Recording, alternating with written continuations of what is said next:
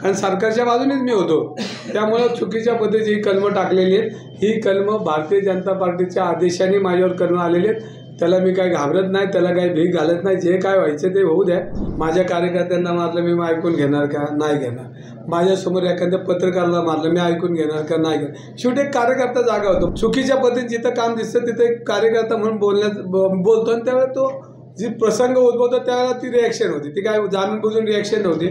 ज्या दिवशी मार गुन्हा दाखल होतो त्यावेळेला मी आमदार झालो। आता पुढं काय होईल सांगता येत नाही।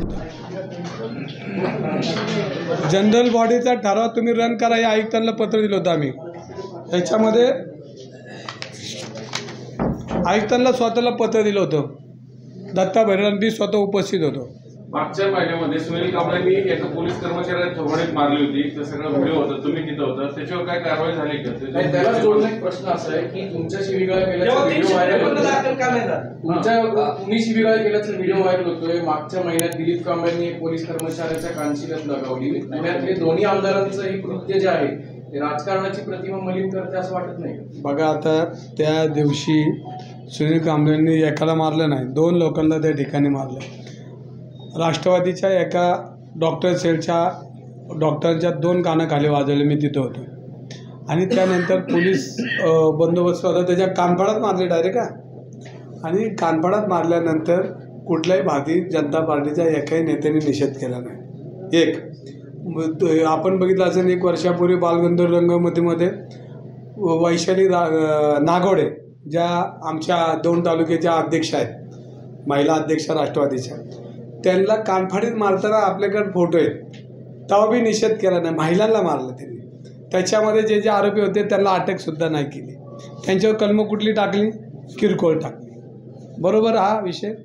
ह्याच्यामध्ये रोज भारतीय जनता पार्टीचे अन्याय करतात लोक। आज तुम्हाला आमचं इथलं टेंडर सेट करण्यापासून तर सगळ्या गोष्टी इथं चालतात। सुरक्षेचं टेंडर आहे, तुमचं नॅपकिनचं टेंडर आहे, त्याच्यामध्ये खासदार आमदाराची तर भांडणं झाली त्या 1 कोटीच्या टेंडरवरनं।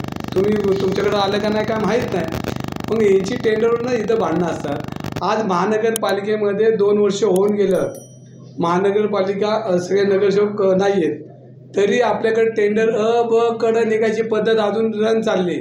म्हणजे आयुक्त कुठल्या दिशेने काम करतात हा महत्त्वाचा पार्ट आहे। म्हणजे हे भारतीय जनता पार्टीच्या लोकांना हे तिजोरी चालण्यासाठी सगळ्यांचे दरवाजे उघडे करून आयुक्तांनी ठेवलं। आज ब कडचे टेंडर निघत आहेत, बघा तुम्ही कसे काय निघतात। नगरसेवक नाही, ब कडं नगरसेवक होते। आज टेंडर ते निघतात, तुम्हाला मी उद्या दाखवतो त्या गोष्टी। आणि हे कुरण आयुक्तांनी ओपन करून ठेवलं आहे हे भारतीय जनता पार्टीचे। आज सुरक्षेच्या टेंडरमध्ये आमदारांचे फोन, खासदारांचे फोन, मंत्र्यांचे फोन, त्यांचेच कार्यकर्ते, कुठलंही टेंडर बघा तेच इथले माजी नगरसेवक घेऊन फायली आयुक्तांच्या पुढे घेऊन येतात। अशी ह्या महानगरपालिकेची परिस्थिती आहे। आणि तिथं कोणी बोलायचंच नाही का? आणि बोलत त्याच्यावर असे गुन्हे दाखल करायचे का? रोज आयुक्तांना नाही यांना शिव्या देतात महानगरपालिकेत माजी नगरसेवक। माझ्याच गुन्हा दाखल झाला, चला माझं काय नाही, पण अनेक लोकांना शिव्या देतात, रोज शिव्या खातात। मी आता आयुक्तांना 3 वाजता भेटणार आहे। पहिलं पत्र की कालची सभा ही वेगळ्या दिवशी यांच्यावर कारवाई झाली पाहिजे। नाही, दुसरा विषय असा आहे की तुम्ही दोघंही आमदार आहात, एका आमदाराला एक नाही आणि एका आमदाराला एक नाही, तुम्ही पोलीस आयुक्तांना भेटणार नाही? मी पोलीस आयुक्तांना परवाच भेटलो। मला एकच न्याय मिळू शकतो की माझ्यावर कारवाई, कारण मी भारतीय जनता पार्टीचा आमदार नाही।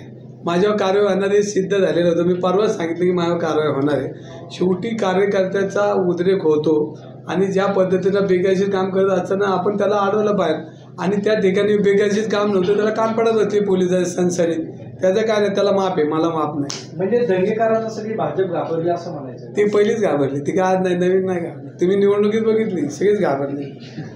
असं तुम्ही आरोप करताय आमदार साहेब, पण मग याच्यासाठी तुम्ही पोलिसांकडे तक्रार केली का? याच्याबद्दल गुन्हा दाखल होतोय का? 2 दिवसापूर्वी मी आणि आमचे मोहन जोशी असेल, बालगुडे असेल, वीरेंद्र किरड असेल, आम्ही आयुक्तांकडे त्याची तक्रारी दिली।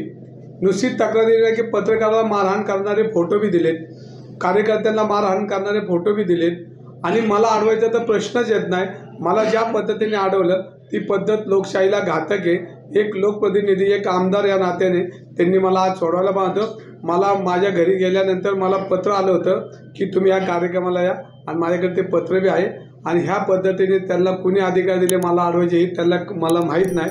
पांढरे साहेबांनी चुकीचं काम केलं आहे. ह्याच्यामध्ये आयुक्तांनी शहानिशी केली पाहिजे आणि माझ्यावर गुन्हा दाखल केला आहे ह्याची चौकशी करून योग्य तो निर्णय घेण्यासाठी त्यांनी आपलं पत्र यावर पोलीस आयुक्तांशी केला पाहिजे. ज्या पत्रकाराचे माईक तोडला, वायर तोडली, तुमच्या ह्याच्यामध्ये मी बघितलं, तुमच्या चॅनलमध्ये अख्ख्या जनतेने बघितलं. अशा पद्धतीने जर मारहाण होत असेल तर लोकप्रतिनिधी आणि जे आपल्या संस्था आहेत पत्रकारांची, त्या संस्थेला बी घातक हा विषय. हा माझ्या एकट्याचा ही ज्या पद्धतीनं ही आता आलेली ही रूढ भारतीय जनता पार्टी नसते नाबूद जर नाही केली तर लोकशाहीचं शेवट अंत होईल असं चित्र उभं कालच्या उद्घाटनानिमित्त दिसलेलं आहे. त्याचा निषेध करतो. सातत्यानं माझं वाढते लोकप्रियता आणि पुणेकरांनी गेली 30 वर्षे मला सातत्यानं मदत केली, मला नगरसेवक केलं, आमदार केलं.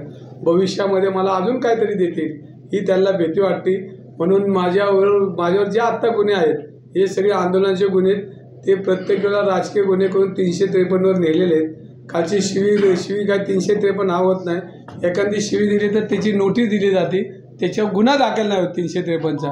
पण हा 353चा गुन्हा हा जाणून बुजून केलेला आहे. शिवी दिलेला कायदा काय सांगतो की एक नोटीस देऊ शकतो आपण, पण 353 मी सरकारी कामात अडथळा नाही केला. सरकारी कामातला मी प्रतिनिधी आहे आणि मी ते निमंत्रक आहे, त्यामुळं मी काय सरकारी कामात अडथळा करणार, कारण सरकारच्या बाजूनेच मी होतो. त्यामुळं चुकीच्या पद्धतीची ही कलमं टाकलेली आहेत. ही कलमं भारतीय जनता पार्टीच्या आदेशाने माझ्यावर कलमं आलेली आहेत. त्याला मी काय घाबरत नाही, त्याला काही भीक घालत नाही. जे काय व्हायचं ते होऊ द्या, त्याला मी समोर जाईन. कारण लोकशाहीमध्ये शेवटी जनता ठरवते आणि ह्यांचा काय लय दिवस हा काळ राहणार नाही हुकुमशाहीचा. माझ्या मतदारसंघातले 15 कोटी सचिवाच्या मार्फत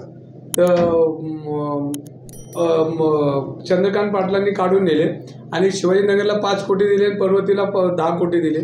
ही लोकशाहीवर केलेला अन्याय आहे. माझे मतदार हे माझ्यावर अन्याय करा पण माझ्या मतदारांना अन्याय करू नका. ही सातत्यानं गेली की 8 महिन्यापासून हे लोक मला त्रास देतात. माझं जी कामं चालली ती कशी अडवता येईल, दंगेकरला कसं लोकांना अडचणीत आणता येईल, लोक कसे याला शिवाय देतील, ह्याच्यासाठी सातत्याने प्रयत्न करतात. पण जनता उघड्या डोळ्याने बघते. ते मला न्याय जे द्यायचा तो देतीलच. कारण आज पायाभूत सुविधासाठी मीच पोलीस आपले आयुक्त खेरमनार साहेबांना घेऊन पाणी केली. बाजीराव रोडवर खडक पोलीस स्टेशनच्या हद्दीमध्ये आज रस्त्यावर गेली 5 वर्ष पाणी वाहत आहे. वरती स्वच्छ पुणे, सुंदर पुणे लिहिलं आहे आणि 5 वर्ष त्या ठिकाणी पाणी वाहत आहे.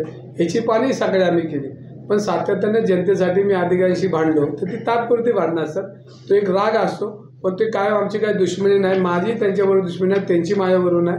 पण आता ज्या पद्धतीने आता हे राजकारण चाललंय हे दुर्दैवी राजकारण. बघा आता शेवटी एखाद्याच्या कानपाडात जर मारली तर तो माणूस काय करणार, ऐकून घेणार आहे का? नाही घेणार. माझ्या कार्यकर्त्यांना मारलं मी ऐकून घेणार का? नाही घेणार. माझ्यासमोर एखाद्या पत्रकाराला मारलं मी ऐकून घेणार का? नाही घेणार. शेवटी एक कार्यकर्ता जागा होतो. बघा तुम्ही एखादा आपण गाडीवर धक्का लागला तर एखाद्या शिवी देतो, आपण लगेच देतो. आपण म्हणत नाही मी पत्रकार आहे, मी आमदार आहे, मी खासदार. ही रिॲक्शन असते आणि ही रिॲक्शन ही तात्पुरती होती. त्यांची माझी काय भांडणं नाही. ही काय ते मला आणि जगतापांचा बांधायला बांध रेटायचा नाही. उद्या मला त्यांच्या टेबलवर जायचं, आज मी जायचं, माझी कामं आहेत, मी जाणारच आहे. त्यामुळे त्यांचा तो वाद माझा तेवढा तात्पुरता होता आणि तो जनतेचा राग होता. आणि ह्या पद्धतीने पोलिसांनी हातामध्ये जे घेतलं आहे आणि चुकीच्या पद्धतीने जिथं काम दिसतं तिथं एक कार्यकर्ता म्हणून बोलतो आणि त्यावेळेला तो जी प्रसंग उद्भवतो त्यावेळेला ती रिॲक्शन होती. ती काय जाणून बुजून रिॲक्शन नव्हती आणि शक्यता मी गोड बोलतो असं लोकांना माहिती, पण कधीतरी होतं. आता ती शेवटी जनतेसाठी करावं लागतं. हे प्रश्न आहे की या सगळ्या निवडणुका डोळ्यासमोर ठेवून तुम्हाला निवडणुकीपासून बाजूला ठेवण्याचा हा सगळा प्रयत्न आहे का? खरं तर आजची 353 करणं चुकीची. ह्याच्यामध्ये 353 बसतच नाही, कारण सरकारी कामाचा विषय येत नाही. कारण मी लोकप्रतिनिधी, त्यामुळं मला आज जायला कोणी अडवू शकत नाही. मला अडवलं का हा महत्त्वाचा मुद्दा आहे. आणि तुमच्या सगळ्या चॅनलनी बघितले की मलाच का अडवत होते, मला आजही कळत नाही. आणि 353 दाखल करणं हा माझ्यावर येतच नाही. कारण मी एक शिवी दिली, मी काय मारहाण केली का? नाही. शिवी दिलेली ते काय सरकारी कामात अडथळा होता असं होत नाही. आणि मी तिथे निमंत्रित आहे आणि निमंत्रणाला कोण सरकारी मी कशाला अडथळा नाही. याचा खेद वाटतोय का? माफी मागणार आहे मला खेद मला हे मला काय त्या जगतापांनी मला तक्रार केली म्हणून 353 आली. ही पोलिसांनी भारतीय जनता पार्टीच्या लोकांच्या सांगण्यावर न केली.